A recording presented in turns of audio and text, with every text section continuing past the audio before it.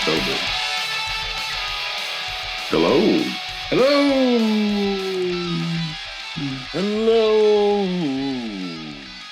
How y'all doing? How's it going? It is going, and we are doing. Yes. It always strikes last. That always strikes late. Really late for us, but maybe early for you if you are listening to this on your morning commute. Mm-hmm. Ooh. Such is the way. But indeed, if you're like channeling our timetable, it's late at night, you're settling in with your nightcap, possibly swirling that last dredge of whiskey and wanting to think about the Age of Sigmar and how to win with the little men. Regretting that's what we focus on. Regretting the last swig of whiskey as you try to go to paint the irises on your model's eyes. Oh no, that's a Exactly. nightmare. You get the drunken iris. I'll get 3 brushes, one for each eyeball, floating around here. That's right, damn it. End up with a goat eye and the double iris, which sort of works sometimes. But it's in their forehead for some reason the next morning. Third eye, Matt. Listen, you got to be more out there like the elves from Hish and be enlightened, all right? That's true. Too bad they couldn't hang around in their cities. Bum, bum, bum. Bum, bum.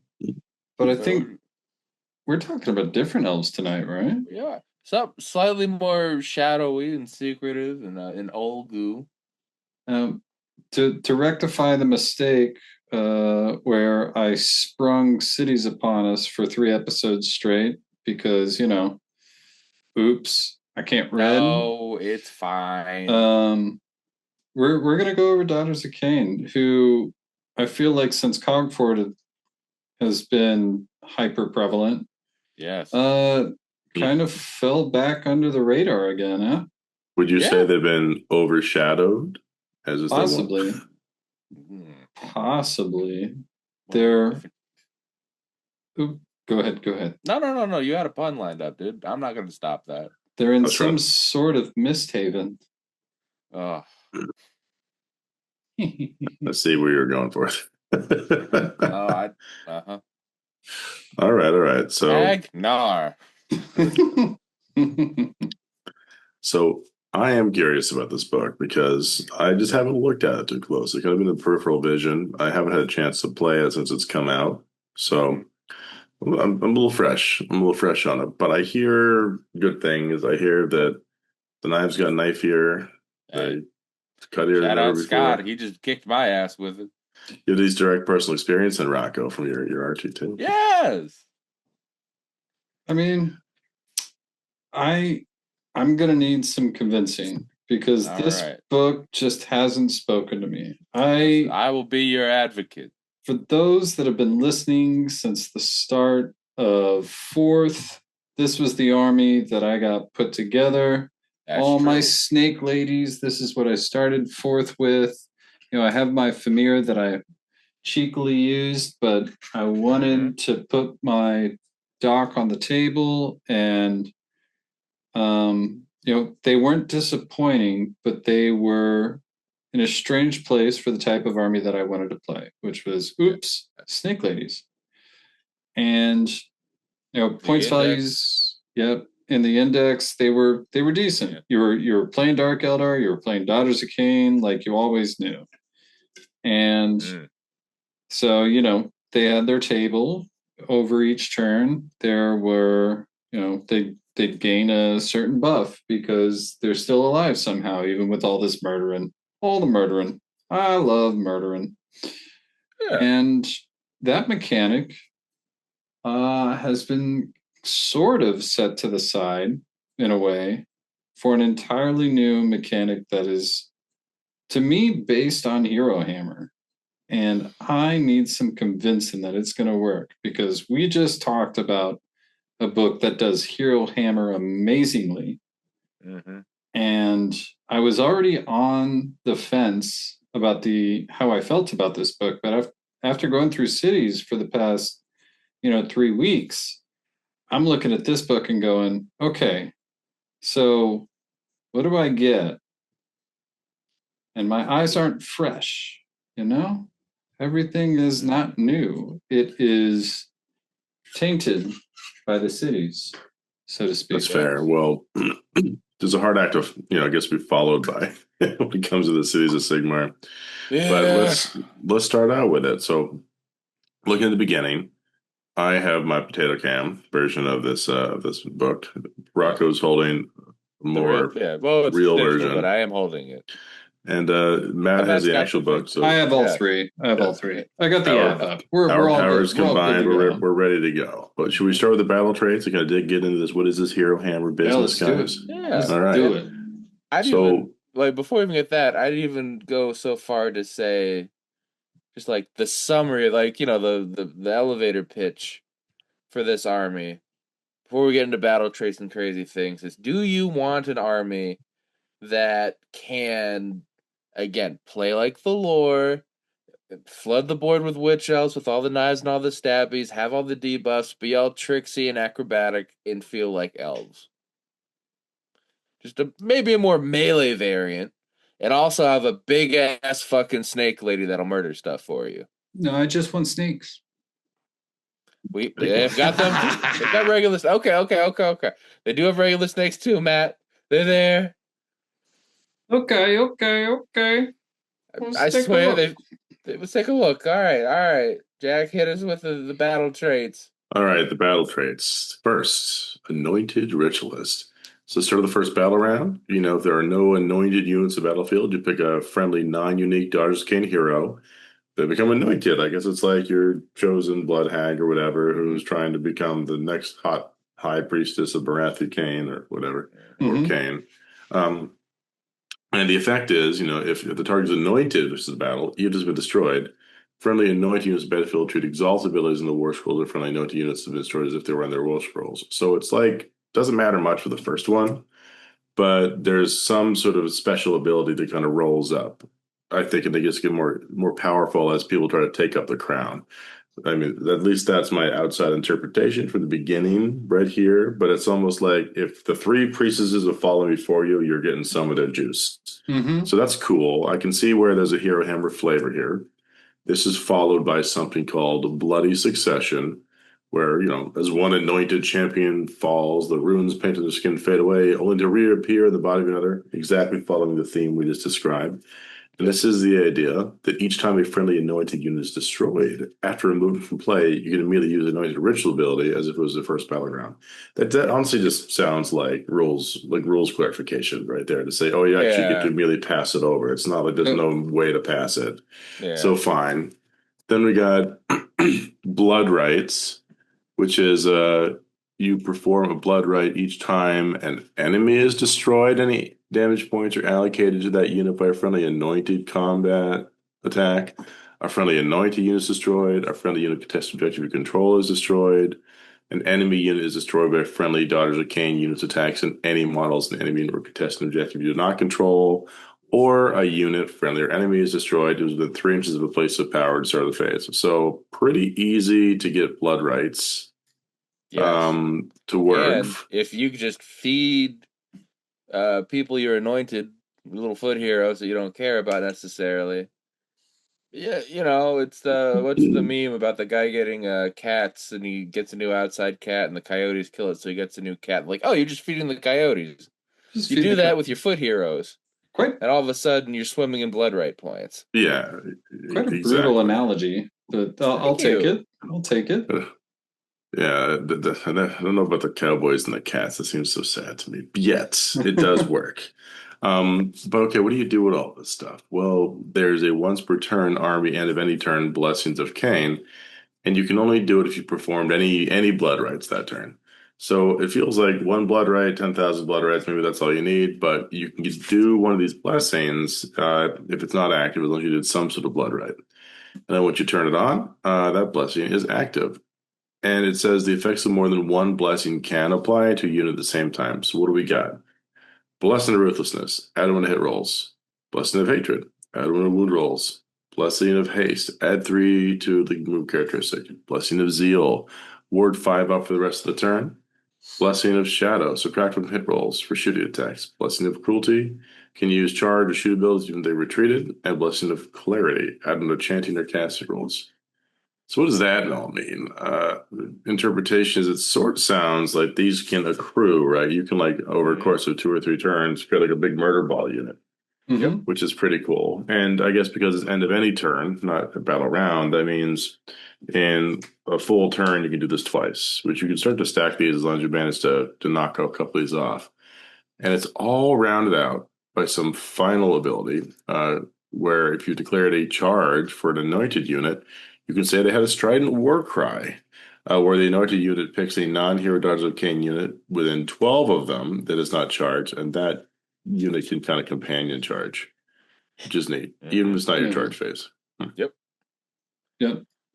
So just for the errata, maybe because I have a hard time with reading, are these cumulative effects lasting for the rest of the game, or is this only on one turn? What is going on with these I think blessings of so. Cain? They are cumulative. So what happens is compared to the old Blood Red table where each time, each round you got a new ability or like the old Deacon thing, where each round, went in the cycle and you cycled through, you are able to go and pick what you need at the time, which is really useful. What this gives you is the ability to adapt to the current game state. And you always should have a chance for stuff. There's always, again, +1 to hit's always great. +1 to wound on elves is amazing.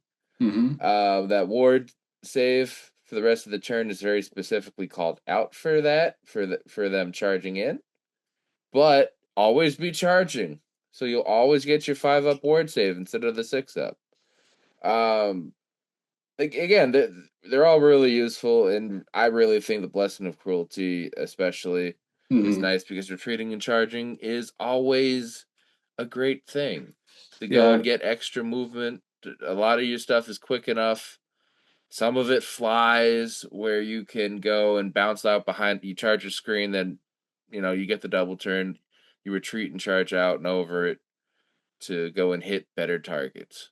Yeah, and it does make sense in using the blood rights. You can actually stack it pretty quickly, right? Especially if you're using, well, it's not going to be there for long, but scouting force, my general battle tactics, it does make sense. Scouting forth and wrathful cycles is perfect for this.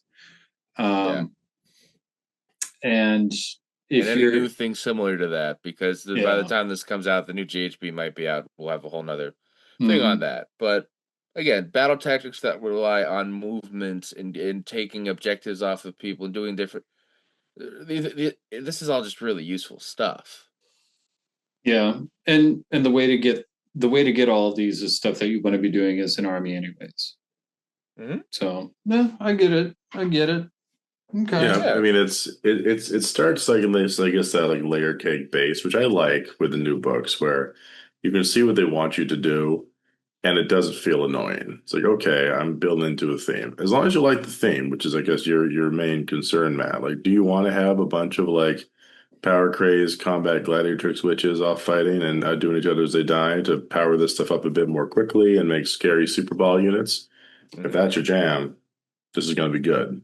So let's keep rolling. What's next? What's next in the arc here? Look at battle formations here.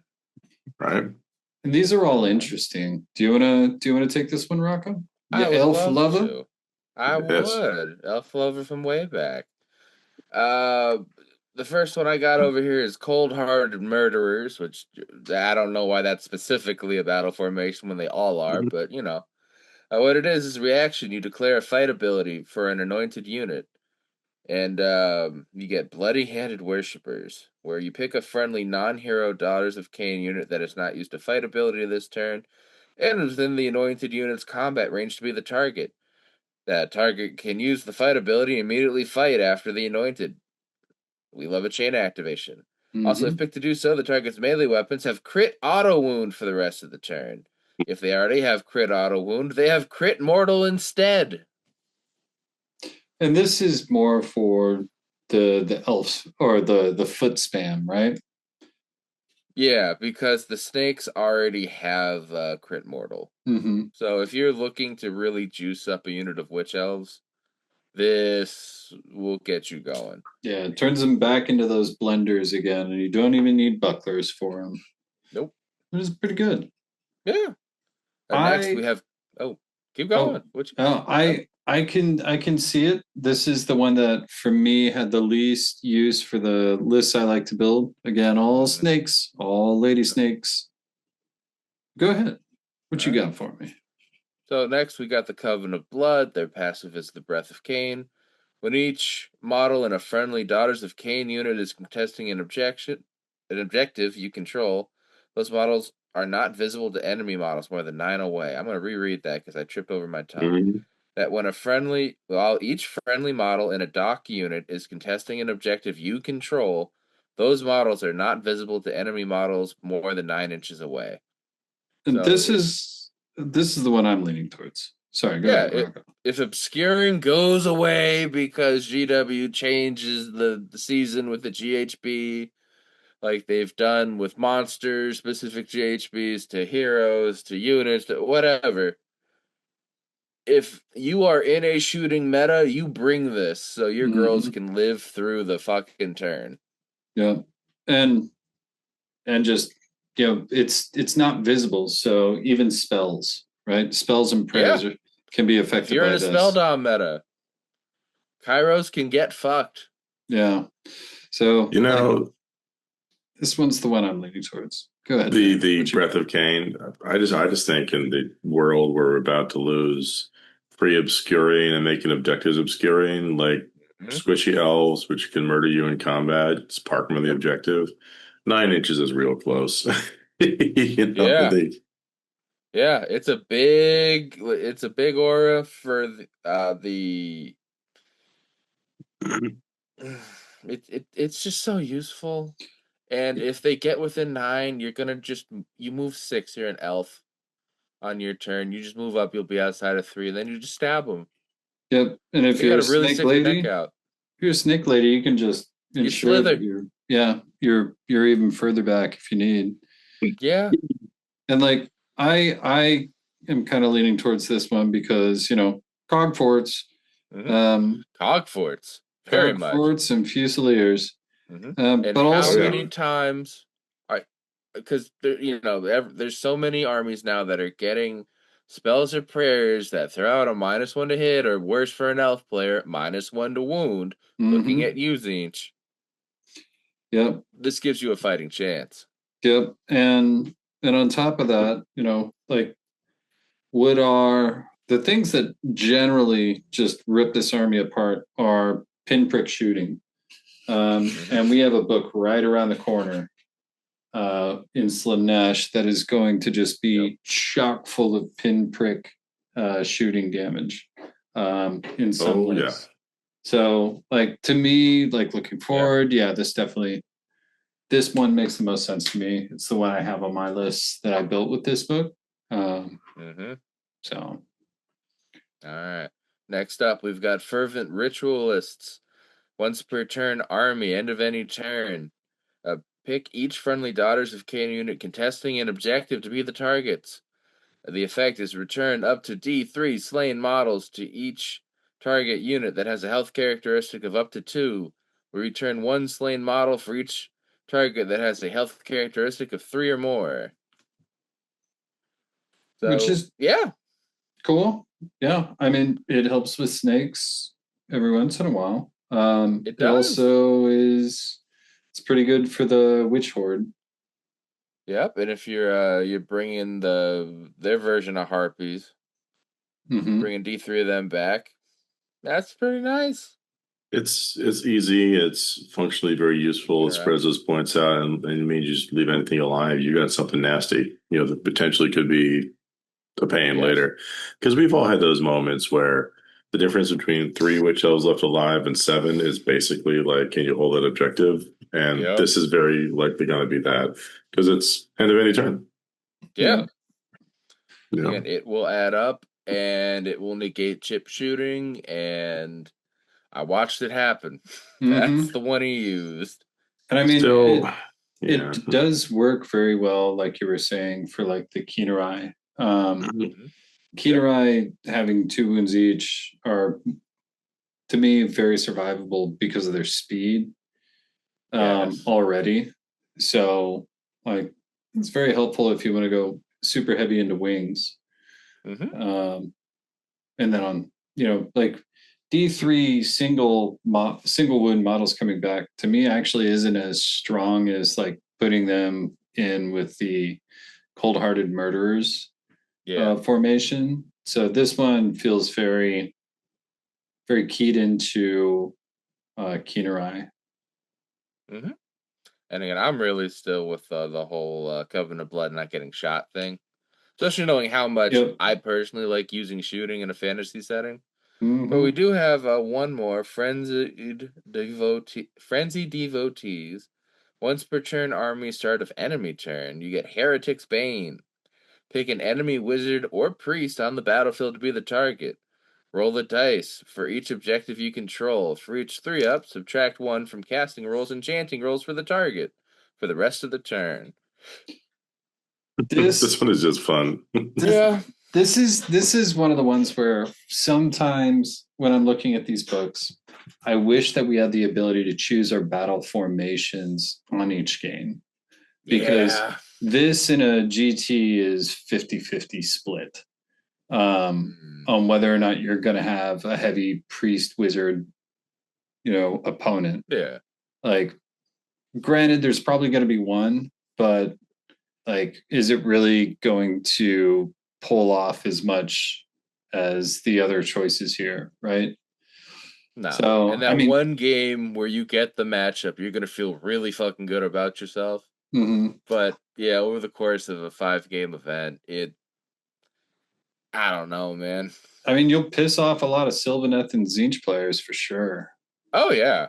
Oh god, yeah. No, if that is your meta, this actually ends up being a very strong pick. If the new GHB, we know that we get things with extra attacks because we're an Akshi. If there was something else about priests being good because they're, hyping up Corn Mm-hmm. to be anti-wizard, again, this might have a way to, because people stopping priests doing stuff isn't necessarily as common. Yep.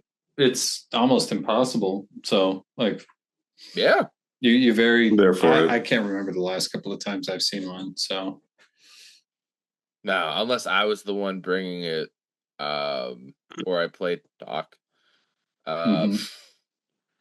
I think in my games it was for the RTT. I got 7th too out of 16 people. For those wondering at home, 2-1, felt good about that.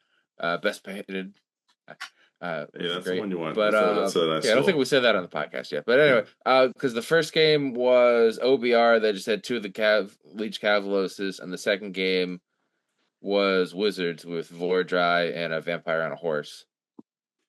So it wasn't until my third game I saw a Priest. I think Yeah. he only had the one. There's a real priest meta out there these days compared to what there used to be. It's just fun, but Yeah. yeah, you could have such a dud connection with that Yeah. particular battle trait. Like, oh, here I am playing like the physical all monster army. That's what I City's perform. coming out with the new Malice Forge Priest too. Well, I That mean, yeah, it does make my huh, steel helms feel a little scared. I'll give it that. huh, Right. yeah. The meta's So not there yet overall, but it might be. It I might mean, be. in all honesty, I could see specifically using frenzied devotees in a list where I have just popped all of my points into Hmm. non-wizards and non-priests, Yeah, because you or need the just comfort. non-wizards, right? So Yeah. like that specifically is something that you can use it for. Is like in my list, right? I'm not bringing a blood rack Medusa. Mm-hmm. You're I going don't the feel iron like scale. it. Yeah. Cool, just only iron scales. Let's go. Oops, Yeah. all little ladies. This is actually really good for that. That being said, I'm Hmm. always going to bring a Bloodrack Medusa because they're awesome. But Yeah. yeah, if you don't have one and you don't feel like playing wizards like me, then it is kind of a good thing. but they're all decent in their own. I mean, I think there's definitely some fun matchups for it. I mean, it's probably again not the strongest one, but I like the idea because it was cumulative of having like if there was the one big wizard model meta and they were really reliant on their spells because they were like important, this would be such an amazing way just to shut them down. Like imagine like you roll up against the Nagash army, you take 3 objectives, you roll 2 or 3 pluses. He's -3 to cast. Yep. Or techless. This was fun. Yeah.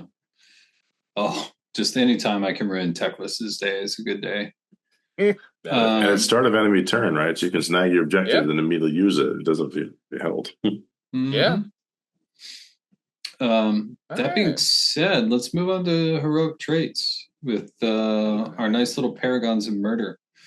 With Shadow Blooded, it's redeploy reaction. Command for Daughters of Khaine unit, wholly within 12 inches of your hero that you've placed this heroic trait on. When you roll 1 through 3, determining the distance the unit can move for that redeploy, you can use a value of 4. I feel like we're seeing this a lot now. Which, it's cool. It doesn't feel like it fits Daughters of Khaine. Well, I'll just say it. No, I get that. Like, cool. It's much more useful in like a Nurgle army or something, right? But it is a redeploy and not like a run, so it is a little unique. I feel like this would help you if you're going heavy on Keenerai again. But you need a hero that can keep up with him. So to me, it just feels weird. It's another one of those like, and then we've got the Hand of Khaine, which is any combat phase. Pick an enemy hero in combat with this unit to be the target. Roll 2d6, and if it exceeds the target's health characteristic, it's automatically destroyed. If the target is destroyed by this ability, the unit can use 2 fight abilities this phase. The second time having the standard strikes last. So like this is real cool. Your average roll on 2d6 is a 7. So any 5 wound and under character, you should have a fairly good chance, right? It's so fun. I will say, chain activations have been making a comeback lately. Oh, I love them. They're my favorite.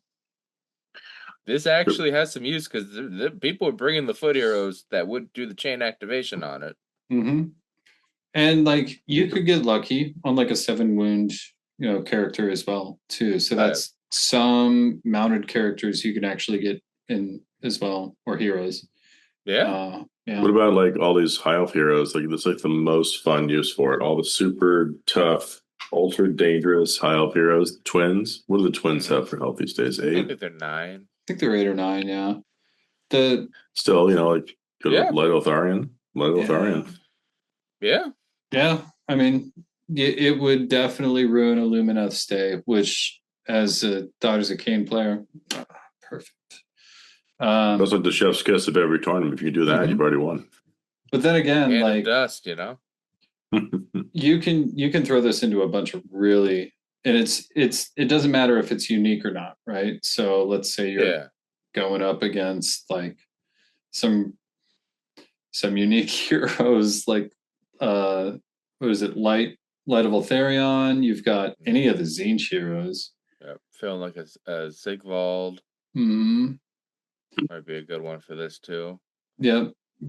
Any little wizard. I mean, like, just tag them. Just tag the wizard. Like, run in with your combo charge, scooch it in, pick up the 5 wound hero, and just continue on your day. It's like it's not even like an enemy combatant. It's just a victim.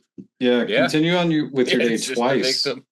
Like, and one of the cool things is like this rolls into matches that actively hurt a lot of people who rely on the units that rely on gimmicks too. Like let's say assassins, little rat assassins. it doesn't matter if you can only hit them on, what is it, 5s or 6s. There's 2d6, they're gone. And then you can fight whatever they're there to protect, right? The other character that they're usually hanging around. They'll mess up some Eshin lists. They'll mess up pretty much anything using this. It's pretty good. I do like this one. But even like, it's not it's if you are in a pinch, like you could think of it as a charge roll, essentially. Like even Lauk of Ai has 11 wins. You could try if you're in that pinch, and you're going to get thrown away anyways, right? Try. But like 7 health on a White Lord, how awesome would that be to just roll just slightly above average? It's such a threat they have to account for, and it's not like you had to charge once a game. It's just any combat phase. If your hero's alive, they can just do this wildness, and I, for one, am very there for it. I think this is really fun. I mean, this is one of those abilities that starts to make scary anointed ladies feel like a thing. Yeah, and especially if you're rolling them in on Coven of Blood, putting them on an objective and tempting somebody to get there, right? It's like, cool, you got to take this objective, right? Well, you got this lady you can't see until you're right in charge range. You better make that charge. A place of power too, or else all of a sudden you get me 2 blood right points. Yep. As Rocco found out. Hey, I only gave up 2 the whole game, but it was rough. It's not bad. The game ended at round 4. Yeah, they're murder. They're all murdery. I would have gave up more. And next one is Murderous Duelist. This is another any combat phase. You pick an enemy unit that has no more than 1 model and is in combat with this unit to be the target. Roll 2d6. If the roll equals or exceeds the target's control characteristic, for the rest of the turn, if this unit is in combat with the target, when the target is picked to use a fight ability, all of the target's attacks must target this unit.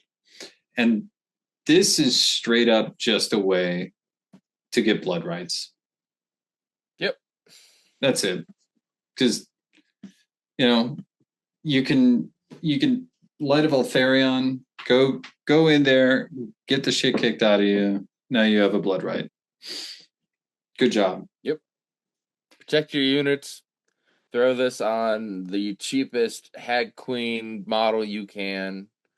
And protect all your stuff from alpha strikes, from Drycha charging in from the top rope. Yep. Yeah, and it's pretty good. It'll probably be a once per game use.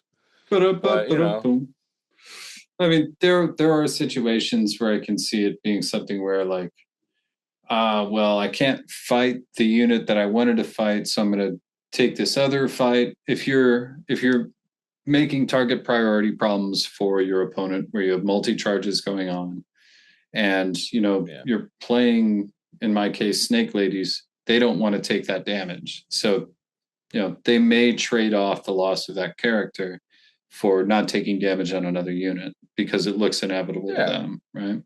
So there's the possibility. And to be fair, throwing this on a Blood Rack Shrine or the Cauldron of Blood to be a beefy thing that could actually take a hit, wouldn't to protect you, would also not be a bad idea. Yeah, that's true. That is true. But just make them soak it. I mean, it's a poor man's steel helm. You can put on your most valuable shrine to make them fight it instead of your witch elves, rather than just putting on a shiny helm and walking around with a coin of Malleus in your pocket. But hey, yeah. Then not to judge the book that came after. You get it. I get it. Well, we'll be here all day. Just trying to dunk on cities. That's the whole point of this book. Yeah. Then I can. Oh, go ahead. I was going to say, I mean, they're kind of the same book, right? Because they have a City of Sigmar all their very own. They collected it with their pocket. Hey, Anvil Guard collected. All right, we don't got it. Yeah, we're liberated. Yeah. And I'll roll right into Artifacts of Power here too. Go for it. This one's all you, Matt. So the first artifact is Crimson Draught. It's passive, and you can reroll charges for this unit. It's great. I love it. Rerolling a charge. No, he's very still. Okay. We're still recording, Yeah. and this isn't edit it over. Matt is the most still he's ever been. Okay, he's back. Yep, he's moving. Okay. You know what the funny part is I heard you guys this time. It didn't just stop. Hey! You were so still. Yep. If you were like in a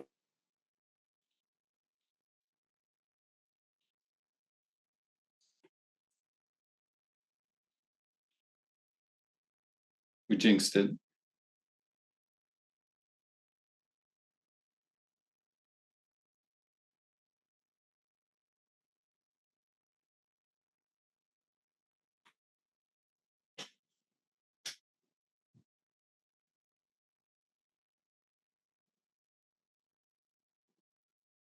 the custom converted ones. You do have your converted Vanguard. Yeah.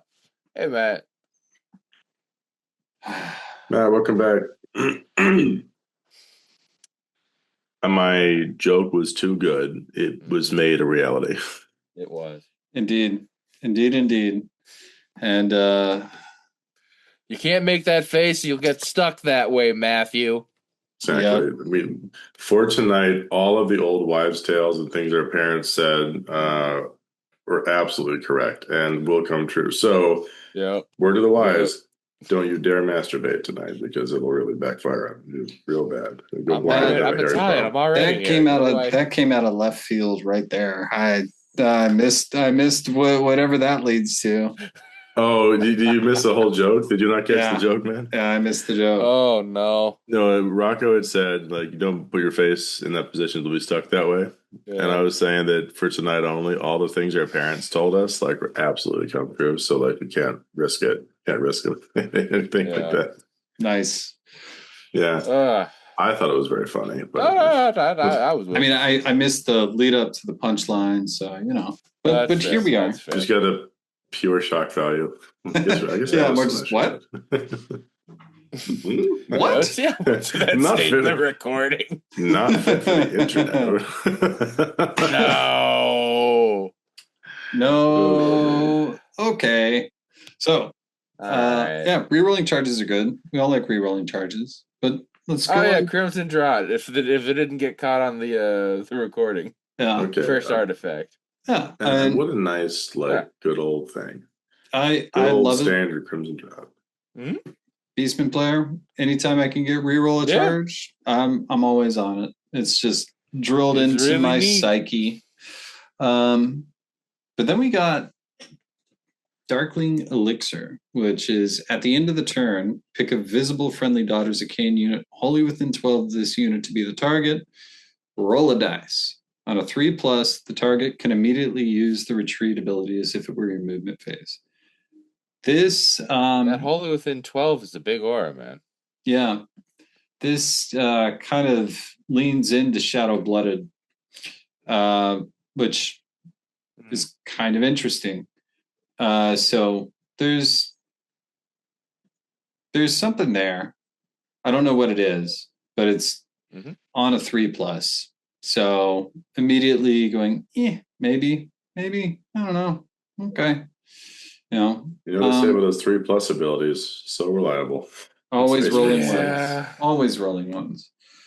But there is in Witch Brew, which is in your hero phase, something that I would actually consider, especially if I'm playing snakes and I want all of that damage to go through, and I'm tired of people having, all-out defense and stacking saves.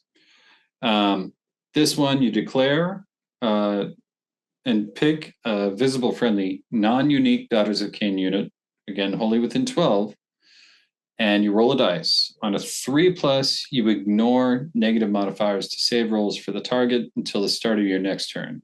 You do this in your hero phase, and you essentially good ethereal. Yeah. You can sit there and tank stuff and then force people to either, wait wait out your attacks through the next turn.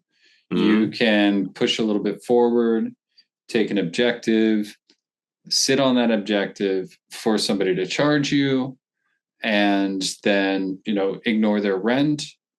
While then having them, having enough generally, if you're doubling up your units, to strike back and force them to use CP. This is also great for if you know that you're going to be caught, or that there's a good potential that getting caught on the end of a double turn is going to be devastating to that single unit. Pretty good, worth the 3+. Anything I can all out attack on and not hurt myself, right? Yep. Let me get the power combos of all the stuff with some fun blood rights on top of that and just murderize somebody. Mm-hmm.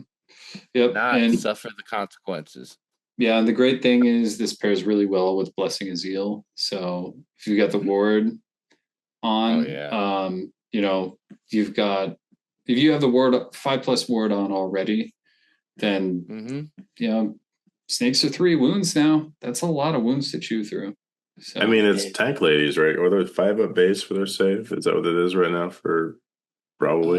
That sounds right. Yeah, they've always been 5, but I think they're 5. Yeah, they're 5-up, 6-up. Yep. It's kind of fun to make them ethereal, right? You do in your hero phase. Oh, it went off. It worked. Your witch brood, run off. Yep. You obviously just pick your kamikaze snake ladies, make them tank ladies, come in 3 wounds. You can get them a 4-up save really easy. Because it's only a negative modifier, so you're gonna have an ethereal 4-up, 5-up. I mean, you'll be just. You can give out an aura from one of the, I think it's the cauldron that does the +1 to save. If you're not just all out defensing, you can really soak damage. Yeah, and Blood Sisters now being 3 wounds a model. That's 30 wounds on a reinforced unit. That's a lot to chew through. 5 damage only kills 1 sister. Which is rough. Amazing. It's amazing. As rough, buddy. Very rough. This is disturbing. Yeah, but it's also on a 3+. So, the nice thing is, and this is just like, me defending the 3+, as someone who's played many of the 3+ army, like, the older version of the beautiful Dark Oath recursion. Roll that dice. This isn't too bad because you're not already deeply, deeply committed to a bad situation when it happens. You just hope it happens before you do it. It's your hero phase. Oh, do I launch the missile this turn? Yes, no. It's just better than having to go there and run into combat and then hope that it works. Yeah, no, 100%. It is something. I'm glad it's in the hero phase because it allows you to choose what you do afterwards. If this were in the combat phase or something, then it would be an absolute no for me, just because the plan would never go the way that you wanted to. And it would only go the way that you wanted to when you didn't need it.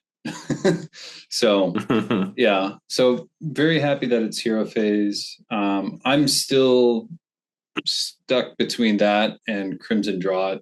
I mean, rerolling a charge for a unit is just so freaking good. You've got some heroes you really want to have reroll that charge to get in there. That being said, this is the one that made my list that I was making for Snake Ladies Witch Brew. Just because there's potential there. Oh yeah. Dang. We want to do a prayer spell lores next. Let's do some spells. Spells. Yeah. All right, Jack, you got it?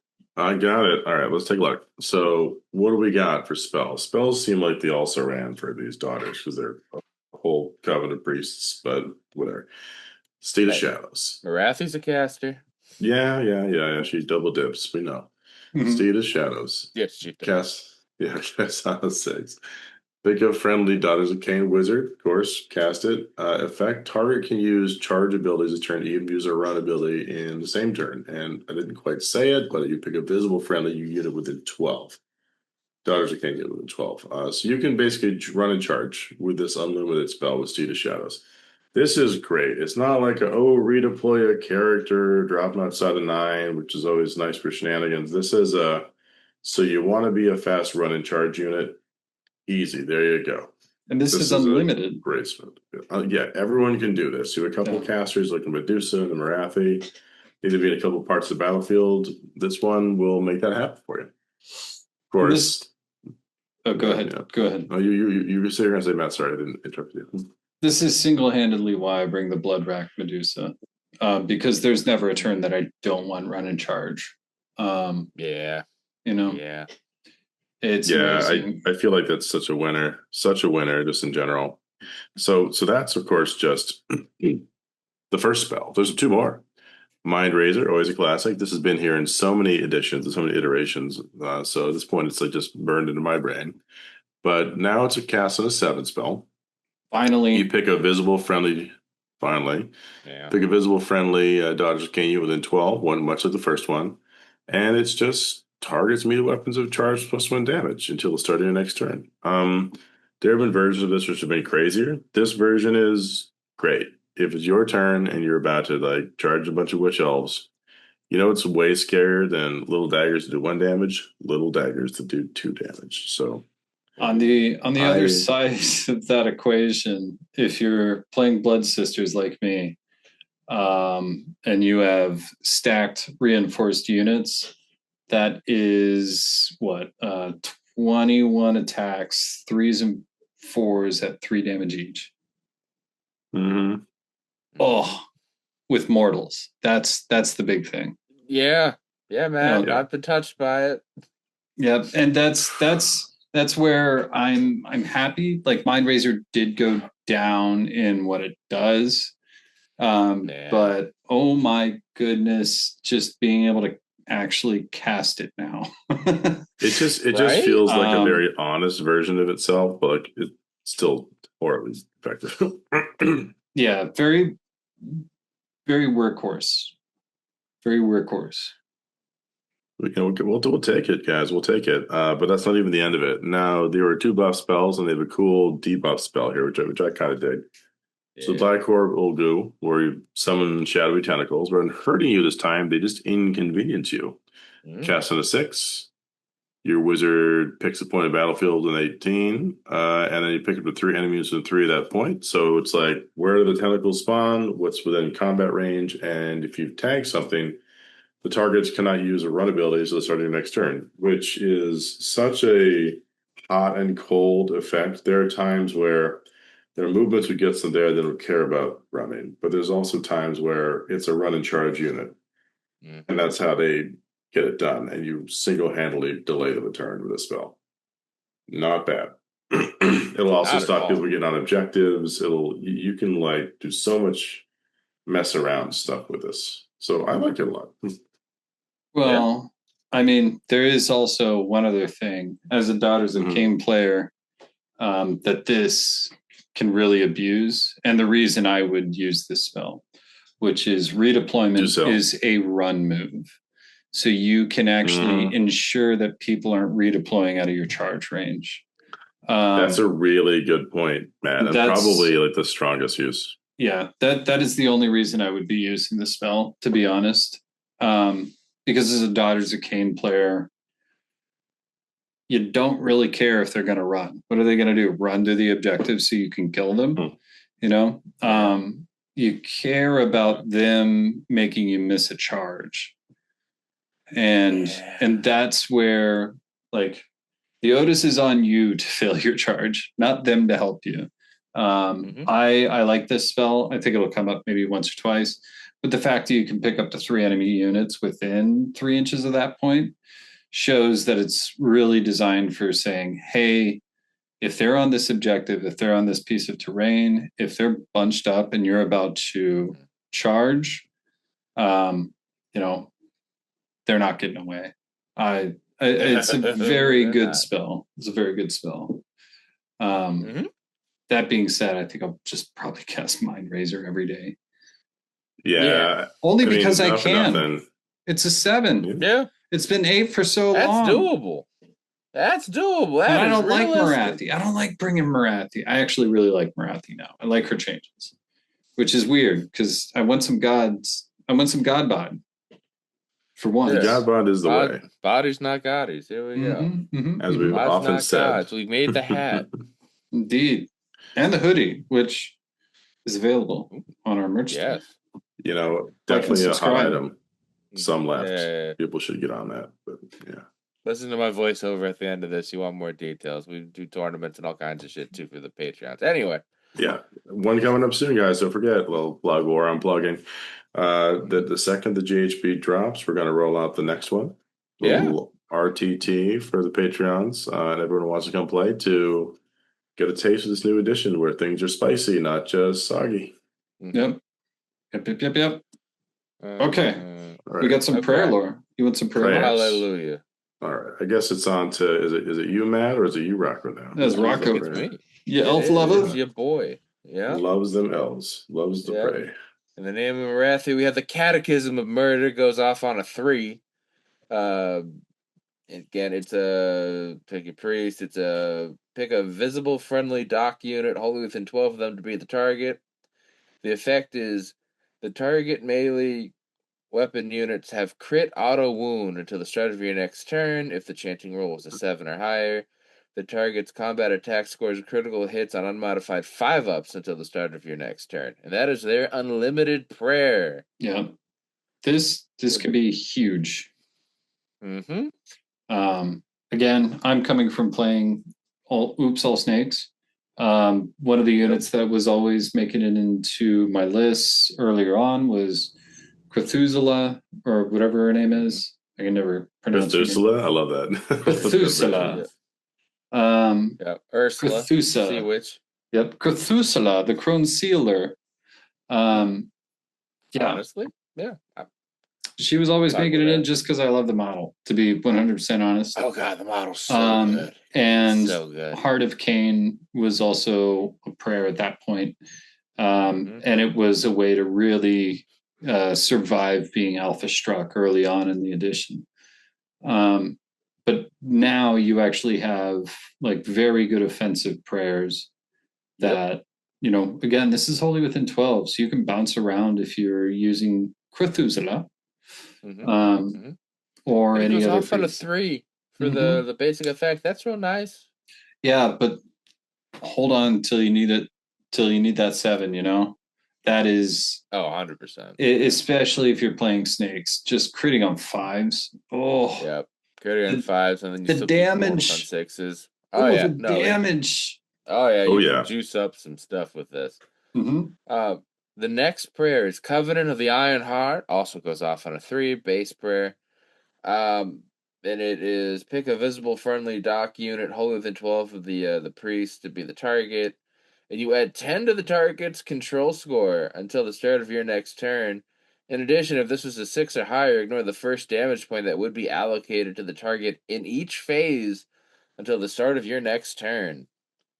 That's been popping up more and more in some of these books. That second half of it. And again, listen, if you're going against Gargants, they needed another reason to get kicked in the nuts, I guess. Getting extra target control score is still nice. Yeah. But ignoring the damage is still really good in each phase. Again, it really does add up, and if with all the recursion that can be in this book, living on a wound ain't bad. That's true. That's very true. But also Marathi. You stick this on Marathi. Oh my goodness, that's really fun. Yes. Read on all of the above there, guys. All right. Glad we went over the people here. You follow me, camera guy. Dance of Doom goes off on a 4. A little harder to get off, but let's see what we get here. We pick a visible, non-friendly, friendly, non-unique Daughters of Khaine unit, wholly within 12 of the priest to be the target. Add 1 to the attacks characteristic of the target's melee weapons for the rest of the turn. In addition, if the chanting roll was 10 or higher, the target can use 2 fight abilities in the turn. After the first is used, however, the target has strikes last. Shout out the pod. For the rest of the turn. Super good. Yeah. Super good. Super good. Everybody loves an extra attack on everything, and fighting twice is amazing. Yep. And it's kind of awesome because this one I could specifically see trying to charge up till mid game. Yeah. And then just Unleash on murdering something, right? Yeah. Yeah. I think that's exactly it. It's so good. Mm-hmm. And on the 4, pretty easy. Yeah. It's 2 turns to get just the +1, add 1 to attacks. Which again, you've seen kind of, obviously I'm leaning into snakes, but you can see how that's pretty easy to turn them into blenders at +1 damage if you also have a wizard. Yeah. Yeah. It's good. Their prayers are finally good and useful to me. A couple of these coming off of a couple of priests are just so scary. I mean, useful, yeah, but just like murder enablers, like any unit, any 10, even the 7 elves coming back up the 3 or the 4 that we talked about before. Oh, I have some Cthulhu kicking around. Well, you're gonna crit auto wound, and because I get a 7, I bank some points. You're critting on 5 ups, and by the way, you have an extra attack, and you're gonna double fight. Yeah. Any unit could have the capacity to kill anything. We should do a little exercise just for funsies. How do 7 random elves with these buffs fare against something scary a little later on? Once maybe it's the next episode. There's some mathematical forecasting here. Because witch elves, for a very long time, were the standard of if they can take buffs very well and just murder anything in the game. And I believe that still holds true. And now it also really applies to snakes. And even those harpies, and even the Sisters of Slaughter ain't no slouches. They actually have a really nice role in the army now, but we're not up to Warscrolls yet. But yeah, no, that's really solid spell lords and prayer lords. We've got manifestations to really wrap up here. Matthew, why don't we move on to heroes? Well, we got it. You want to skip the manifestations? Go. Oh, they're all summoned on a 6. But we're going through the book as a listener would read. We're doing it all in one go? I don't know. We got heroes. Let's see how we feel. Yeah, we'll make some progress. Maybe if we're real bold, we can make this a 2-parter, not a 3-parter. I like it. I like it, boys. All right. Well, we got the Shadow Queen herself. 6+ shrug, move a 12-inch, 4 and up save, 10 control, health is 15. Ooh, interesting, right? Don't you love it? She is still a blender, but she feels a little bit more consistent of a blender for some reason. Both of her attacks have crit mortal. With the Heart Render, her little pokey stick it's not little, it's actually huge. 8 attacks. 2 rend, I see.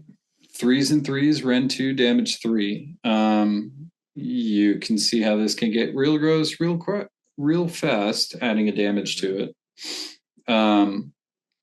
She has a once per battle army. In your hero phase, you can declare that this unit can use this ability even if it's been destroyed. And if you've used the Blessings of Khaine ability 3 or more times this battle, pick a friendly Morathi Khaine or a Shadow Queen that has been destroyed to be the target and set up a replacement unit identical to the target within 3 inches of a friendly Morathi Khaine or Shadow Queen. Note that there is no restriction on placement other than 3 inches. So you can just drop Shadow Queen right back into a combat. Oh, yeah. Yeah. That's great. Oh, I love it.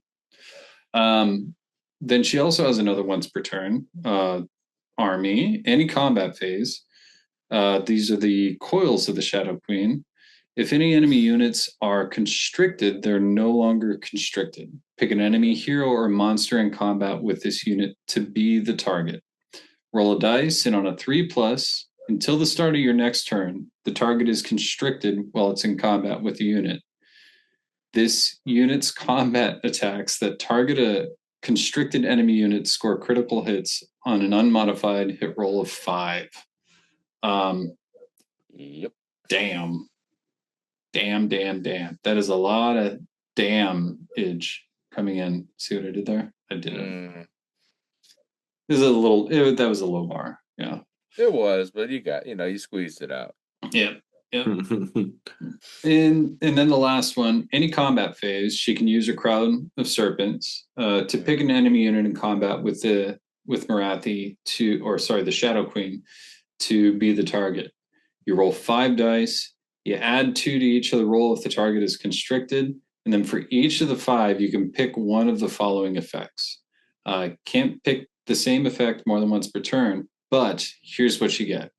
You subtract 1 for hit rolls from the target's combat attacks. You subtract 1 for wound rolls from the target's combat attacks. Basically saying, screw you, sons of Behemoth. Random characteristic rolls for the damage of characteristics. For the damage characteristic of the target's melee weapons are treated as unmodified rolls of 1 for the rest of the turn. Screw you, sons of Behemoth. Inflict D3 mortal damage on the target. I don't know why you would pick that when you have the other 3. And then the last one is the target cannot be healed or have slain models returned to it for the rest of the turn, which is really interesting. Nice. If it's an auto heal, Slaanesh, or sorry, not Slaanesh, Sylvaneth feeling real bad. Feelsy badsies. We also get some vampires with the hunger. Doing some stuff. It's around where that's definitely really nice if you're playing into it. Yep. Yeah. Oh, and just to be concrete on this, that Coils of the Shadow Queen is a rampage. So there are ways to negate that. So you'll want to be a little, know your opponent. Yes. Yeah, she's brutal. She's brutal. She's very brutal. When she's present, like, this is a game-changing model, which, good or bad, if you're a Daughters of Khaine player and you've played in any number of editions since this one and before, it's probably always been the same, just in a different way. And it has not changed. Yep. Just the ability to get a free one back, like you keep the Marathi, small Marathi wizard back doing wizard things.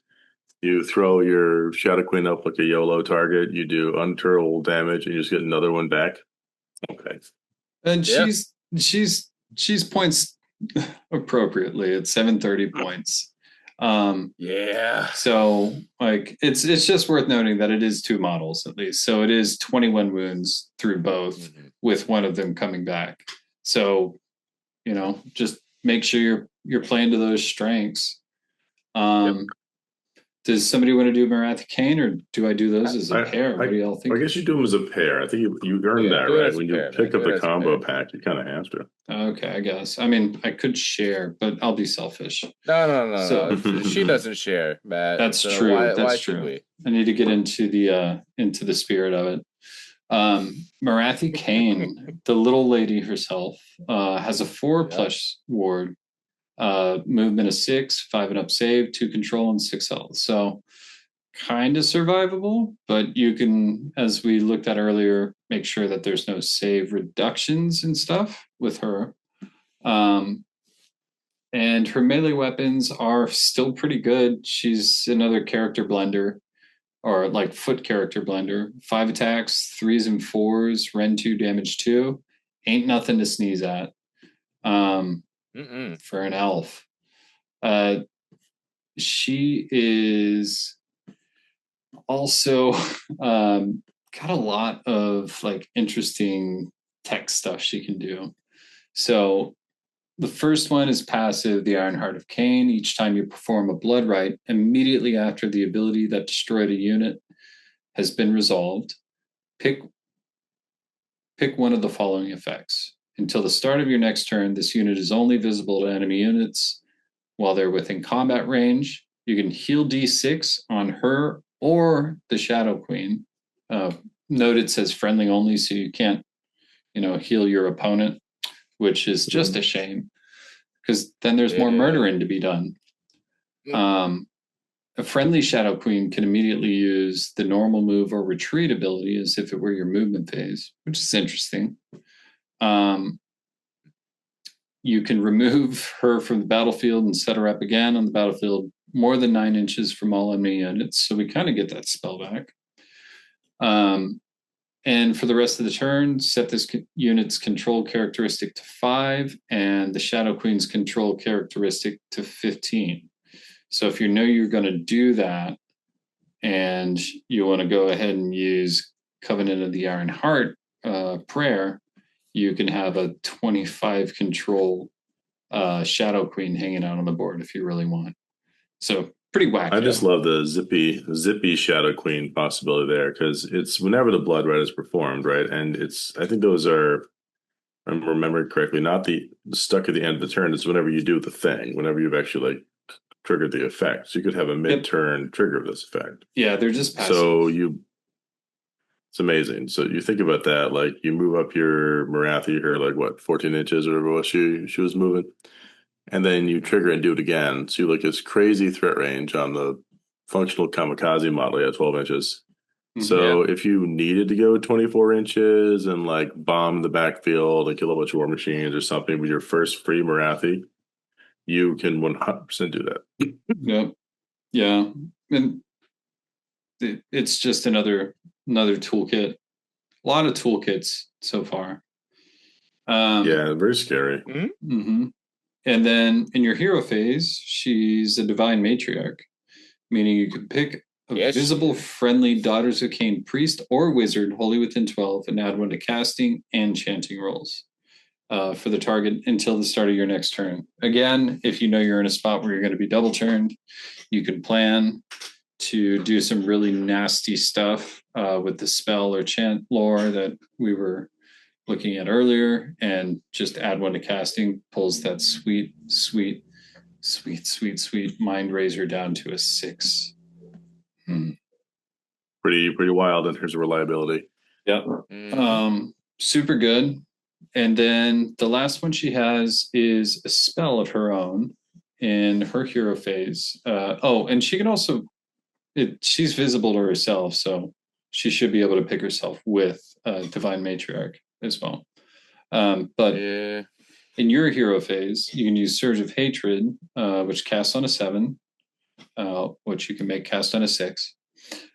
Pick either a friendly Shadow Queen, wholly within 12 this unit and in combat, or a visible non-hero Daughters of Khaine unit, wholly within 12 and in combat, and then making a casting roll of 2d6. If the target is a friendly Shadow Queen, it can immediately fight as if it were the combat phase. Holy bananas. Otherwise, inflict D3 mortal damage on each enemy unit in combat with the target. So, yeah, pretty okay. Pretty okay. Unless it's the Shadow Queen, which, you want to free yourself from that combat you were stuck in before and you don't have all your blood rights up? Yeah. Yeah. Another keywords on this, she's a War Master and she is a 3-cast wizard. Blood. Which is great. She is a god model. Yeah. Yep. She's one of the most godly god models. The others don't quite have her staying power. I mean, because they're really good at combat. Okay. Nagash. But, I mean, I'm not throwing him in combat, too. You know? He doesn't really come back. If you get him, it's like done. Game over. Yeah, but he's still really good in combat. Just saying. Yeah, fair enough. But yeah, the that Iron Heart of Khaine, to go back to that with the Shadow Queen can immediately use normal move or retreat. It's just so problematic. I mean, there's all these little combos where just like this model can so easily, you keep thinking like a missile, just go wherever it needs to be and do all this stuff, right? It's she got the attacks where if you just had a little bit of oomph on her, Get the +1 damage prayer off or spell mind razor her. Do all that. You get your 28-inch flying missile.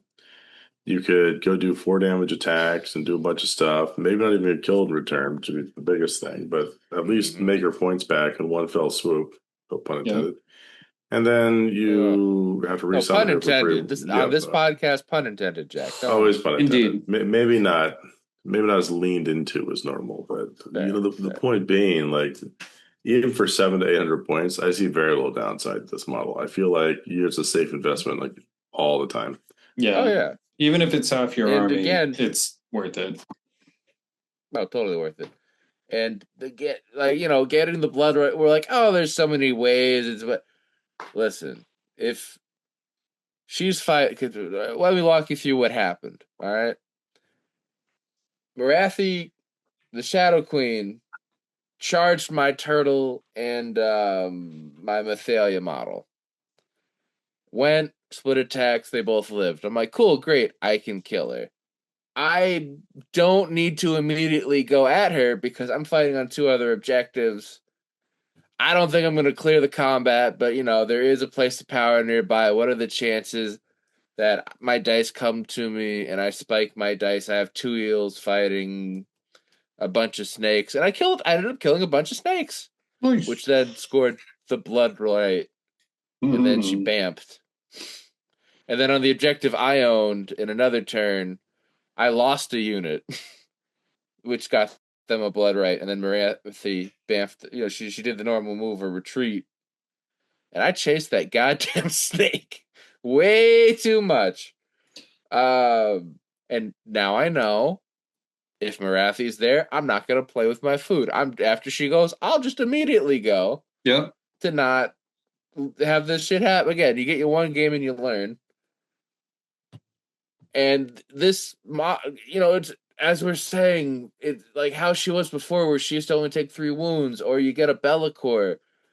These big god models really do change the game around them, and how you have to play and look at a game of Warhammer when they're on the table. Yeah, and she's unpredictable with everything that you can do, which is, to me, much scarier than a Bellicor or an Alariel. Yes. She has the ability to be anywhere and murder everything. That's terrifying. Yeah. And you know what? For 700 some odd points, she should be. Yep. Yeah, she really should. Yeah. So, who wants to take Cthulhu? Agreed with all you said there about Our Lady here. I can do Cthulhu. All right. Let's see what we got. Cthulhu. Yes, her real name is Cthulhu the Crone Seer. For those that lean into it. Get in the comments and yell at us. We like having fun. I'm sorry. It's Cthulhu, and she kills baby seals. She clubs them, and then she makes coats out of them. It's true. I think that's probably what it is. She also lives in a city under the sea. Yeah. I think. But if you don't agree with our pronunciation, don't forget to leave a nice comment on the YouTube explaining your reasoning and upvote it. We'll have that debate, or better yet, join the Discord, the debate trend. We're all in good fun. Exactly. But joking aside, what does Cthulhu the Crone Seer do these days? Well, 12-inch move, 5 up save, 5 up ward save, 6 health and 2 control, sort of similar to before for the winged lady she is. A profile which I have to say, no shade casting here, but she is not quite as killy as her patroness, or her rival, I should say, which is only 4 attacks at 3 up, 4 up, run 1, D3 damage. But that's not why you bring her. You bring her because she's quite the priest. Passive, the Crone Seer. Every time you perform Blood Right, you get a prophecy token. When you have 2 prophecy tokens, it cannot be picked as a target of shoot, attack, or spell abilities of units. You have 3, you can reroll unmodified chanting rolls of 1 for this unit. And 4, any unmodified hit roll for attack that targets a unit, which is a 1 to 4, fails. So if you power her up with prophecy, she becomes an assassin. We can reroll chanting rolls of 1, and it's hard to target. So that's pretty good. But what else she got? Well, she has a prayer. Omens of Doom. make a chanting roll d6, and if you get it, a couple things can happen. One of the following effects, or two, if you get like a really high chanting roll of 10 plus. Those effects are a Prophecy of Exile, where you pick an enemy wizard or priest with an 18 and subtract one from their power level. A Prophecy of Dark Wings, where you pick a visible friendly Daughters of Khaine infantry within 12, and that unit can immediately use a normal move ability, though it counts as having used a run ability this turn. And the Prophecy of Futile Endeavors. We pick an enemy within 12, and that unit cannot score critical hits. So these are useful, but not crazy, except for maybe the Prophecy of Dark Wings, which is potentially very good if you've gotten the run and charge prayer off on them, which you can also get with this woman, bird lady thing, because she's a priest too. Well, it's also kind of worth noting that you can combo her off with spells as well. So like if you get that if you get that run Steed and of Shadows, charge, right? You're thinking? Yep. Yep. Get that run and charge. All of a sudden you've got units flying across the board. They are infantry, so that's Kinerai again. She fits really well into them. And I feel like I'm slowly building a case for a Kinerai army over the course of this, apparently. The Kinerai army would be very fun. It'd be super fly and thematic, Kind of neat. Just weight your bases. Trust me, it is a pain in the ass. Yeah, I mean, she's great, and the fact that she's two prayer priest is really nice.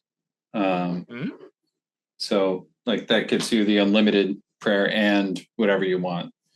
And for the price, she's only 260. It feels like a lot, but also she has a 12-inch move, right? And a decent shrug. So like she's still, to me, like kind of iffy.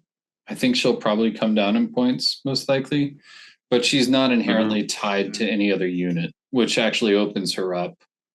Because before you had to really use a shrine to make the most of her points. But yeah, I like her. I like this model. I don't know if she'll make it into competitive lists that much, but she'll make it into mine. Yeah, I mean, I think that if you want to go a little less, models absorbing all your points, you can have her and do all the prayer stuff, have some cheaper wizards, and have a really fun time. Because that little unit of elves can start becoming nearly as fast as the unit of steel helms with this kind of trickery. Yep. So what do we got next? We got the Slaughter Queen. Yeah. I think that's right. Rocco, why don't you take away with the Slaughter Queen? Talk to us about her. We want the Cauldron of Blood, or we want the On Foot? Let's do the On Foot. All right, we'll hit the On Foot. She's a move 6, 5 health, 2 control, 5 up, 6 up. For saves there, 5 up armor, 6 up ward. We actually have, for a foot hero, 6 attacks, 3s and 4s, profile elf. Red 1, 2 damage. So we got very respectable. The ability here is once per turn army, your hero phase, Fanatical Blade Master. Pick a visible friendly dock unit wholly within 12 of the Slaughter Queen to be the target. Roll the dice. On a 3-up, pick a blessing from the Blessings of Khaine ability that is not active. The effect of that blessing applies to the target until the start of your next turn, as if it were active. If you have used the Blessings of Khaine ability 3 or more times this battle, you can pick 2 blessings instead of 1. Keyword there is Exalted. For some of the stuff we talked about earlier. This is a priest one. And at 130 points, not bad. Honestly, being able to, again, it's on a 3-up again, like we've been saying. These abilities keep coming, but it's a really good ability. Yeah, it's just worth having the chance of being able to do it, right? Yeah, give yourself the out. Give yourself the out to this will help you get that extra Blessing of Khaine to mount that comeback by rolling a 3-up. Give yourself a chance. Mm-hmm. Or to just stomp someone and put the game out of reach. Yep. Yeah, and it actually, not for nothing, it really does start this fun chain. Now we've gotten to the more salt of the earth elf heroes of exalted stuff. This is an exalted ability. If Slaughter Queen goes to slaughtering, gets picked off, well, the next one picks up this ability, just has it. Mm-hmm. Yeah. Yep. So it's pretty cool. But what about the Hag Queen? Oh, I could talk about the Hag Queen all day long. Let's do it. Let's do it. So the important thing to note is the Hag Queen is very distinct, both visually and thematically in the background, what they like, the food they enjoy from the Slaughter Queen. One is a woman in red with flowing hair and 2 knives. Mm-hmm. And the other one has all those things, but is carrying a goblet, possibly filled with blood. It's got to be filled with blood. Yeah. Blood wine. Listen, a girl needs to take the edge off every once in a while. All right, you guys. I think they all go to the same hair salon in the temple. Yeah. But anyway, I thought you were going to say she also has long flow. Instead of being, in a dress, long flowing hair, she has long flowing hair and a red dress and knives and a goblet. Oh yeah, well, she's fashionable. She took notes, during training about what was proper attire for the battlefield. But queen. But she's got a lot going on still. Similar foot hero, 6-inch move, 5 health, 5-up save with a 6-up ward, 2 control. Base attacks for her, she's not quite as good as the slaughtery one because she's only got the 5 attacks at 3, 4, rend 1, 2 damage. But she also has an exalted ability, the Catechisms of Violence. And this is for the rest of the turn. Each time a visible friendly Daughters of Khaine unit within 12 uses a fight ability. After it's been resolved, you pick a visible friendly Daughters of Khaine priest to gain a ritual point. So not quite as strong, but cool.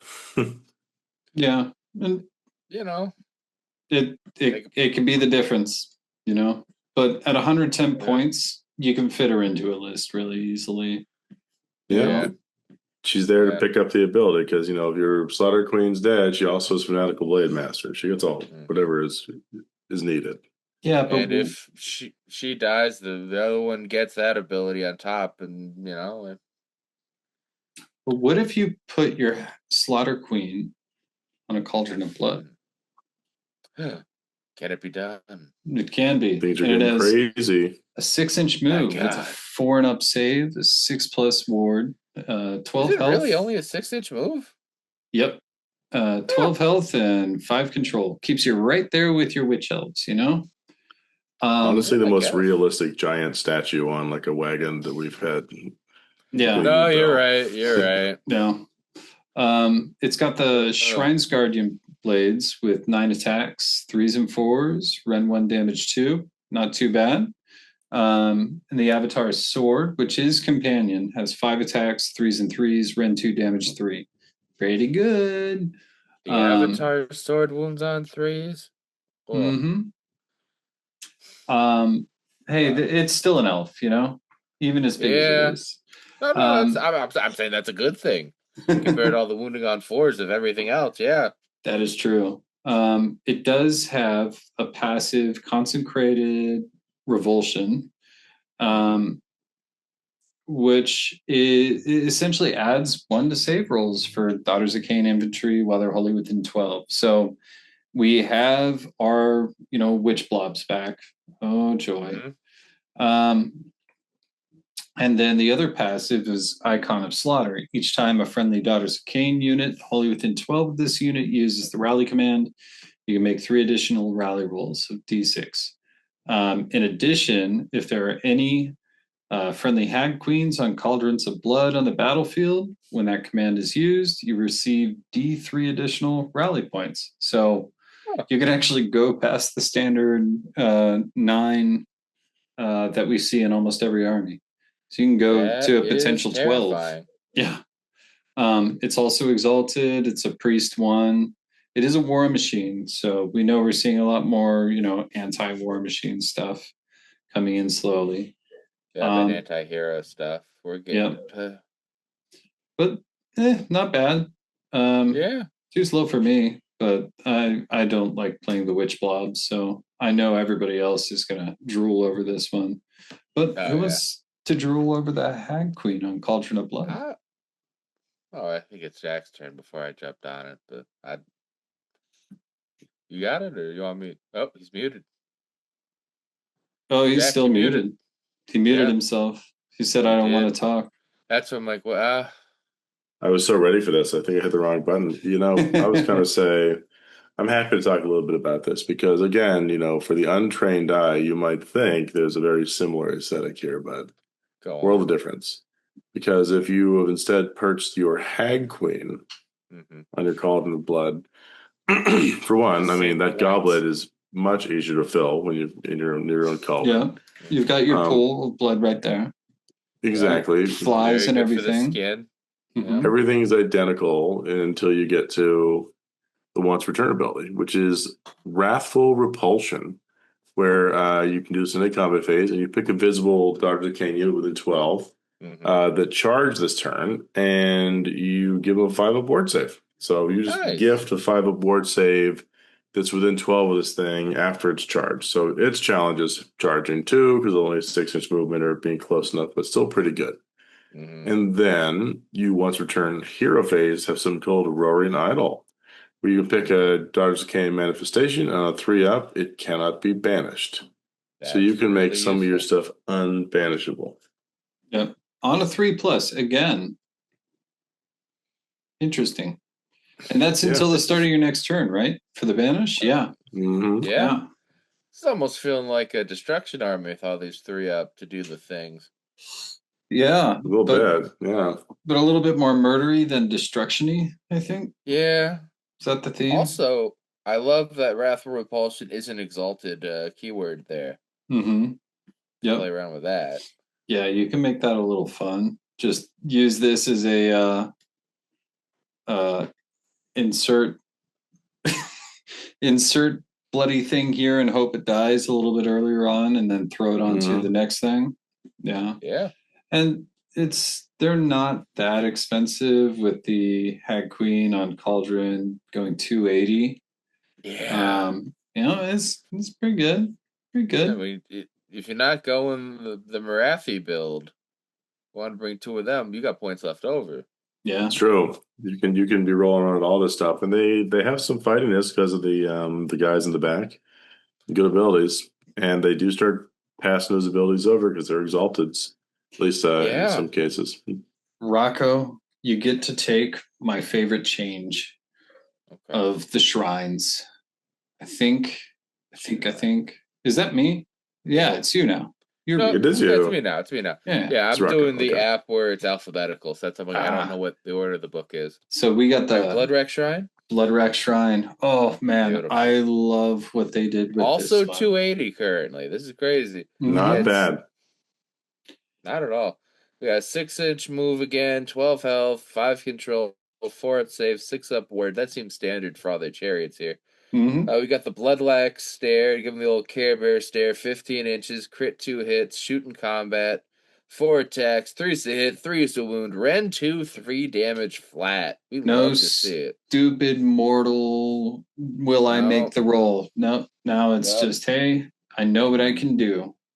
So good. It is. They've got the standard Shrine Guardian blades, 9 attacks, 3's to hit, 4's to wound, Ren 1, 2 damage. We get to the abilities here. We've got the reaction you declared to shoot ability for this unit. After that shoot ability has been resolved, if all the unit's attacks made as part of the shoot ability targeted the same enemy unit, and any enemy models were slain by those attacks, roll the dice, you guessed it, on a 3 up, that enemy has a maximum control score of 1 for the rest of the turn. Beautiful. Now that is a beautiful 3 up roll, let me tell you. Wonderful. Ugh. And then it has an exalted ability. Once per turn, army your hero face the Aura of Agony. Until the start of your next turn, enemy manifestations cannot be set up within 12 inches of this unit, which is huge. Yeah. Also, this unit has a 4-up ward save against mortal damage inflicted by spell abilities, prayer abilities, and abilities used by manifestations. very good. So this caster Hmm. on a war chariot here is really anti-magic, which is awesome. Mm-hmm. It's the mirror. And that's exalted, so it can bounce around. Yep. I'm here for it. This thing is kind of neat. Well, And I just love the. we've still got a spell. Oh, we did because yeah, we did. Yeah, Yeah, ShamWow. still got a But spell. wait, there's more. But Go for it. wait. The ShamWow moment right here. For a 6, you can cast Born to Slaughter and summon your very own Avatar of Khaine. Yep, it got moved to being its own endless spell with Old Stony here is a 6-inch move, 7 health, 7 banishment score, 3 up save, 6 up ward. We're down for the Blade of the Bloody-Handed God is just 3 attacks at 3s and 3s, rend 2, 3 damage. There's a lot of 3s there. You could have thought there'd be 3 rend. Mm-hmm. The passive is Lord of Murder Incarnate. I thought Marathi was the we'll get into it later.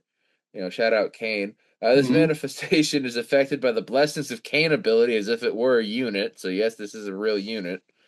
The other passive is Wrath of Khaine. Add X to the attacks characteristic of this manifestation's melee weapons, where X is the number of times you have used the Blessings of Khaine ability to a maximum of 3. And yes, I'm not gonna say they're the easiest thing, not the hardest thing to get, but you probably get 3 or 4 in a game, so that's fine. And that being 6 attacks, 3's to hit, 3's to wound, -2 rend 3 damage on an endless spell So is fucking awesome. here's the kicker. Yeah. If you have 2 Bloodwreck Shrines, you can summon 2 avatars of Khaine Yeah. Huh. for this spell. If there are fewer friendly avatars of Khaine on the battlefield than there are friendly Bloodwreck Shrines on the battlefield, then you make the casting roll. So let's say you want to be a crazy person and you want to spend more points than you would on Marathi, and you take 3 Bloodwreck Shrines. Yeah. You can summon first, second, and third turn an avatar of Khaine onto the battlefield. Yeah. That's pretty nuts. Not like it's going to happen all the time. You can countercast that fucker and have a great time. You can get a quick. And you can keep summoning them. Yeah. And this is a Wizard 2 profile. So yeah, like you can do that as you're doing all your support spells. The change to the Bloodwreck Shrine is probably my favorite out of all of them. because for a while the Medusa it was a 1 cast 2 unbind for a very long time. So that finally just being a 2 caster is really nice. Yeah, and it's only the shrine, so it's worth noting there. But yeah, this I think is probably one of the sleeper units in the book that people aren't going to see until it's too the potential. late. Yeah. So yeah, if you're building, I would highly recommend trying at least a 2 Bloodwreck Shrine list once. It's so cool. And only 280 points. You get decent melee. You get 4 casts if you're running 2 of them. Right? You have great shooting. Great shooting. It's just so good. Range. So good. It's shooting combat with that shooting too. Again, it's what I keep bringing my fucking turtle for. We keep talking about, and it's only 280 points. This Bloodwreck Shrine. Yep. It's honestly an extremely, just a wax poetic on an extremely reliable shooting profile on top of a lot of other great stuff, which is probably covering the whole of the points. Yep. In Wizard 2 and all that. But look at this. 15 inches, which, with your 6-inch move is 21, where the run and shoot if you cast a spell or prayer on yourself is really quite a bit farther than that. Yeah. 3s and 3s, rend 2, 3 damage, with crit 2 hits and shoot in combat. Like, this thing is very versatile. And you have 2 of them together. 8 shots like that. It's a little cannonade right there. It is. If you had 3, if you really wanted to lean into that theme army, Matt, just imagine that. 3. You know you're going to summon endless avatars of Khaine to walk around. You probably have 2 to 3 at any given time, and they die. You just recycle them. There's no penalty. It's not once a game. It's just like cast a spell, set up an avatar. Does it pass the threshold? Yep. Yeah. And the rest of it's like gravy, but that is real fun. Yeah. And even if it's like try that out in like a TTS game somewhere, proxy that shit. It's gonna, because again, everyone's gonna play Marathi. Everyone has a Marathi. This happens every time we get a doc book. Everyone's like, "Oh, I'm not gonna play Marathi," and she's really fucking good, and everyone's gonna play her. But It's true. there are other viable. Yes, Matt, I know you're a special snowflake, and we love you. This is for you, buddy. I mean, this is viable. This is gonna be a good build. This isn't some crazy thing you got to shoehorn to make it fit. This is real. Yep. Yeah. I mean, it's my I'm here for it. favorite change in the book. That I immediately was just like, oh yes. But then we're getting to the smaller characters. Well, the rest of the smaller characters, of which there are only 3. The rest of the gaggle. That's right. Yep. Yeah. And we get to start with my favorite lady, the Melusai Iron Scale. Ooh. She is just a real nice lady with a movement 8, 5+ save, and a 6+ ward, 6 health, which is nice, and 2 control.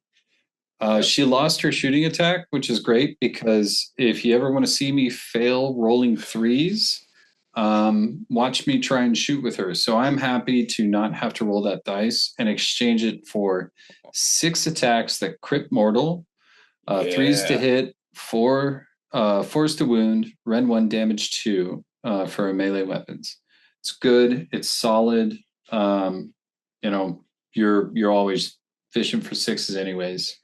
And then her passive ability, Iron Scale's Fury, is exalted. And each time a model in a friendly non-hero Daughters of Khaine unit is slain by a combat attack, if that friendly unit is within this unit's combat range and that model was in combat with the attacking unit, roll a dice. If that friendly unit is a Blood Sisters or Stalkers unit, essentially the snakes, roll 2 dice instead. So for each 5 and up, you inflict 1 mortal wound on the attacking unit after the fight ability has been resolved. That's good and solid for like a very aggressive play style. And I could also see this being yeeted up the field if you're playing a witch heavy list, just so you can get that onto somebody else. Let's say, somebody writing a shrine that is also giving them, a 5+ or whatever. Super solid. And it seems underwhelming, but one of the main problems that the Iron Scale has had in the past is that it's either 20, 30, or 40 points more than it actually needs to be. And they've always been overpriced. Now it's 110. This is the perfect price point for this model. It's just solid. It's no nonsense. It's going to do what it's going to do. Therefore, it's good. Yeah. It's good. Yeah. And that's all we needed to be, is good. Again, it fills a nice role. It does good fighting. It does what you want it to do. Yep. Solid hero. It makes it actually kind of nice to have one hanging around with Blood Sisters if you are gonna like lean into that. Now their role has changed massively in this book, but if you Blood Stalkers, not Blood Sisters. The shooty ladies, we'll just say that. Yeah. All crimson from here, man. Yeah. So like she now has a use for, putting her next to that unit when something bad is going to happen. But with Blood Sisters, you can play super aggressively and not really have to worry about any of the random stuff anymore. And you can spam her. Yeah. So, that being said, I'm there for that. What do we think about the next one? This here, Is Blood it Rack Blood Medusa. Rack Medusa? Mm-hmm. Oh man, I think it's my turn again. Ooh. You know, the Bloodrock Medusa is the tail hero. So I can't call it foot hero in this case. But yeah, but pretty good. Movement 8, health 6, 5 up save, control 2, move 8. I think I said 6 up ward save. They got a reasonable attack profile, with their Blood Rack Spear and Whisper Claw. 5 attacks at 3 spores, run 1/2 damage, but crit mortal. They got a cool Medusa Stare for a shooting attack called the Sanguinating Glare, where if it's in combat, you pick the one you're fighting. Otherwise, you pick invisible and you within 12, and you just roll a d3, and a 2 up, you do mortal damage equal to the roll. And if you slay anybody, you actually get to heal. Actually, never mind. If any enemy models were slain by that mortal damage, you inflict an amount of mortal damage on the target equal to its health characteristics. So you can actually do a little bit of a fun thing where you get like a large wound model on its last legs. You pop one off and do that much damage. Like if there's a Varangard about to die, you kill it. There's 5 mortal wounds on someone. Very good plink damage, and it's not a shooting attack, so you can actually use this in combat too to help free yourself. Hopefully, pretty useful. Also funny. Enough about. Never mind. It is visible. I was going to say. I thought I just had that as a loophole. But beyond that, also get +1 to cast rolls, use a summon ability or for banishment, and they're a wizard 1. So a really good solitaire snake wizard. Yep. And it is worth noting that the snakes have moved back to being infantry as opposed to cavalry, which I think they were in the previous iteration. One version they were, and that was kind of weird. So they are more susceptible to those -1 rends. But to that point, like again, like they've come down in points enough where they're now viable in a list. The Bloodrack Medusa is 140, so she's comparable to what she was previously, but I think that adding 1 to casting rolls for a summon, if you're just using the little characters is great. Because you're going to want the summons. So it makes sense. Well, guys, this brings us to our final hero, which I think is a good place for us to end part 1 of this riveting book review. But Matt, it's all you, isn't it? Yep. And this is the one that's making it into every single one of my snake lists. It wasn't me. I mean, is it Rocco? You do it. You got it. I believe in you. Oh, shit. Oh, wait. We're just talking up so good. This is the model going into all of Matt's lists. This is the model going into all of my lists. And I get it. The high gladiatrix here. Again, the standard 6 move, 5 health, 2 control, 5 up save, 6 up ward, 6 attacks, 3s and 4s, rend 1/2 damage. That's just this army for their foot heroes. It's great. But what we're here for is the once per turn army. In your hero phase, Paragon of Slaughter. Pick a visible Daughters of Khaine infantry unit wholly within 12 to be the target, which, as you know, snakes count. If the unit is in combat, add 1 to the rend characteristic of the target's melee weapons for the rest of the turn. If you are not in combat, roll a dice. On a 3-up, add 1 to the rend characteristic of the melee weapon for the rest of the turn. This is also Exalted. That can be doing the pass along there. Yep. And extra rend is so nice. Yeah. So it really is. So let's go through right now that I've let you all know that it's infantry. So let's say we're either using Iron Skill as the run up, or we're using the High Gladiatrix as the run up. Each of these you can pass that Exalted to the other, and it immediately makes your snakes terrifying, no matter what you're doing. There's another couple of ways that you can use the High Gladiatrix.